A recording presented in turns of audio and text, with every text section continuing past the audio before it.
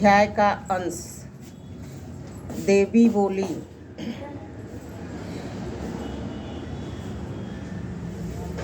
शिवजी बोले, जगत पालनहार करने वाली देवी, यदि आप मुझ पर अति प्रसन्न हैं तो किस देवी का क्या नाम है, उनकी क्या विशेषताएं हैं, यह सब आप मुझे अलग अलग समझाइए और बताइए। देवी बोली, कृष्ण वर्णा तथा भयानक नेत्रों वाली ये जो देवी आपके सामने स्थित हैं, वे भगवती काली हैं।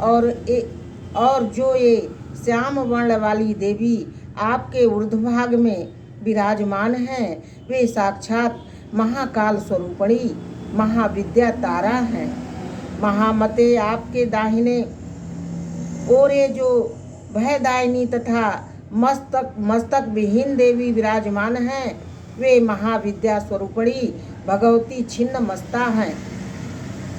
शंभो आपके बाईं ओर ये जो देवी हैं, वे भगवती भुवनेश्वरी हैं। और जो देवी आपके पीछे स्थित हैं, वे शत्रुनाशिनी भगवती बगला हैं।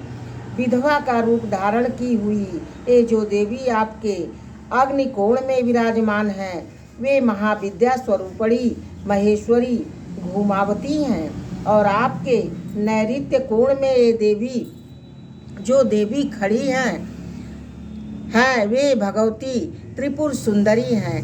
आपके व्याय कोण में जो देवी हैं, वे मातंग कन्या महाविद्या मातंगी हैं। और आपके ईशान कोण में जो देवी स्थित हैं, वे महाविद्या स्वरूपणी महेश्वरी षोडशी हैं।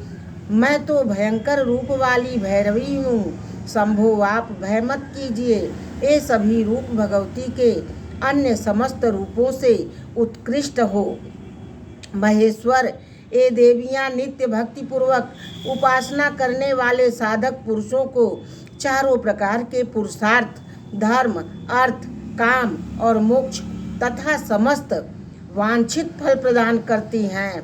इन्हीं की कृपा से मारण, उच्चाटन, क्षोभन, मोहन, द्रावण, वशीकरण, स्तंभन और विशेष विद्वेष आदि अन्य प्रकार के वांछित प्रयोग भी सिद्ध होते हैं। ये सभी गोपनीय महाविद्याएं हैं, इनका प्रकाशन कभी नहीं करना चाहिए। महेश्वर उन देवियों के मंत्र, यंत्र, पूजन, हवन विधि, पुरश्चया विधान, स्तोत्र तथा कवच और उनके उपासकों के आचार, नियम आदि का वर्णन आप ही करेंगे, क्योंकि विभो इस विषय में आपसे बड़ा अन्य कोई वक्ता नहीं है। आपके द्वारा दिया गया उपदेश आगमन शास्त्र के नाम से लोक में प्रसिद्ध होगा। शंकर आगमन तथा वेद ये दोनों ही मेरी दो भुजाएं हैं। उन्हीं दोनों से मैं स्थावर जंगममय संपूर्ण जगत को धारण कर रखा है। जो मूर्ख इन दोनों वेद तथा आगम का मोहवश कभी भी उल्लंघन करता है, वह मेरे हाथों से च्युत होकर अधः पतित हो जाता है, इसमें संदेह नहीं है। वे दोनों ही कल्याण के हेतु हैं तथा अत्यंत दुर्घट और विद्वानों के द्वारा भी कठिनाई से जाने जाते हैं, एवं उनका अद्यंत भी नहीं है। जो मनुष्य आगम अथवा वेद का उल्लंघन कर अन्यथा आचरण करता रहता है, उसका उद्धार करने में मैं सर्वथा असमर्थ हूँ। यह सत्य है और इसमें कोई भी संशय नहीं है। इन दोनों की एकता पर सम्यक विवेचन करके बुद्धिमान व्यक्ति को धर्म का आचरण करना चाहिए और कभी भी अज्ञानतावश इन दोनों में भेद नहीं मानना चाहिए। इन महाविद्याओं को जो साधक है वे लोक में वैष्णव मानते हैं और मुझ में समर्पित अतः करण वाले वे प्रसन्न आत्मा हो जाते हैं। स्वयं गुरु के द्वारा दिए गए मंत्र यंत्र तथा कवच को सावधानी पूर्वक गुप्त रखना चाहिए और उसे जहाँ कहीं भी प्रकाशित नहीं करना चाहिए।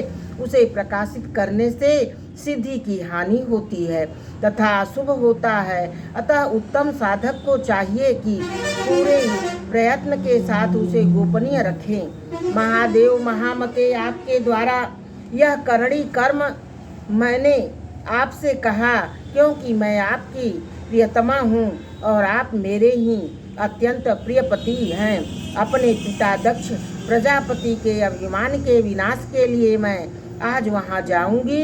अतः देवेश, यदि आप वहाँ नहीं चल रहे हैं तो मुझे ही जाने की आज्ञा दीजिए। देव, यही मेरा अभीष्ट है और आपका भी। अतः यदि आप मुझे अनुमति दे दे तो मैं अपने पिता दक्ष प्रजापति के यज्ञ के विध्वंस के लिए चली जाऊं।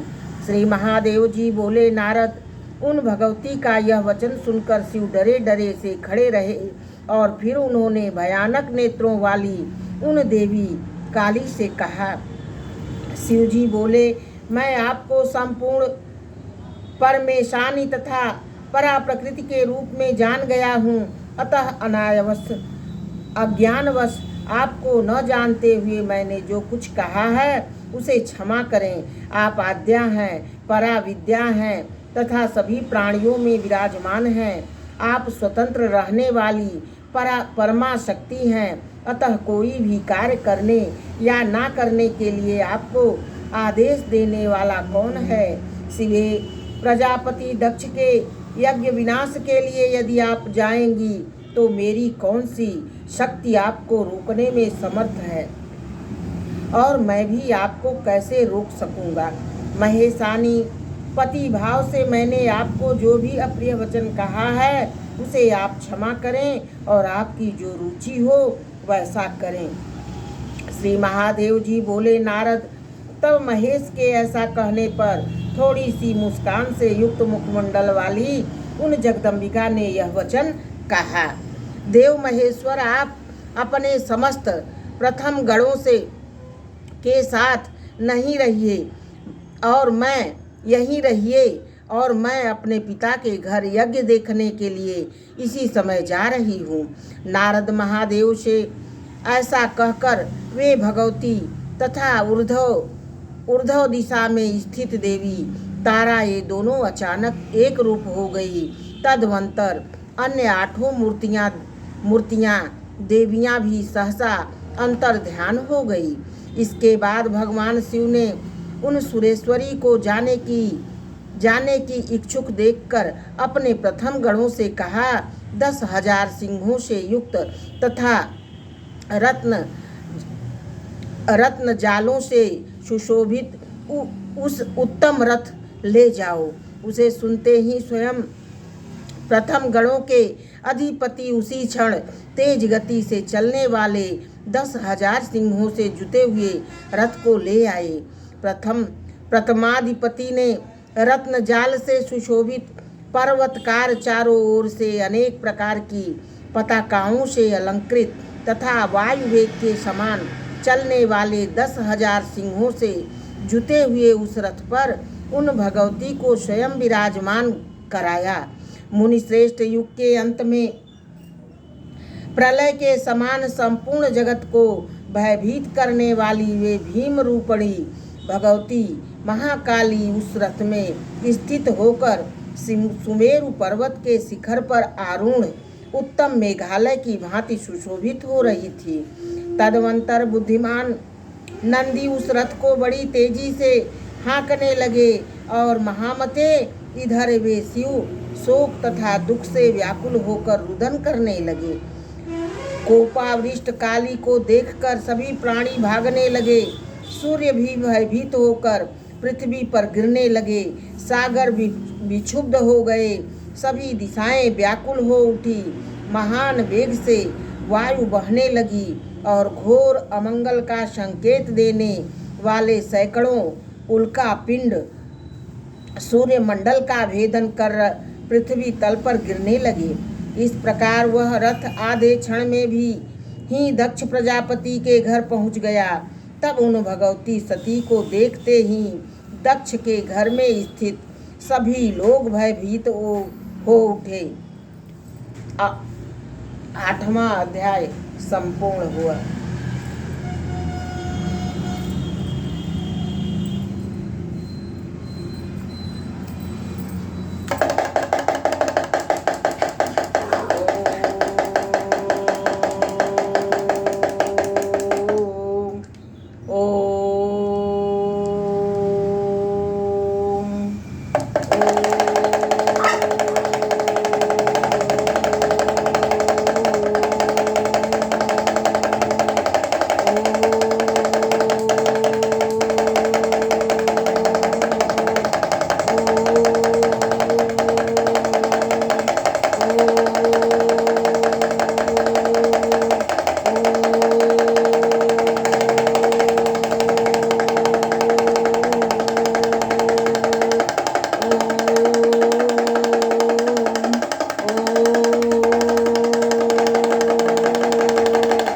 प्रेम से बोलिए आदि शक्ति दुर्गा की जय। एक बार बोलिए सच्चे दरबार की जय। माता भगवती आदि शक्ति की जय। श्री देवी महापुराण की जय।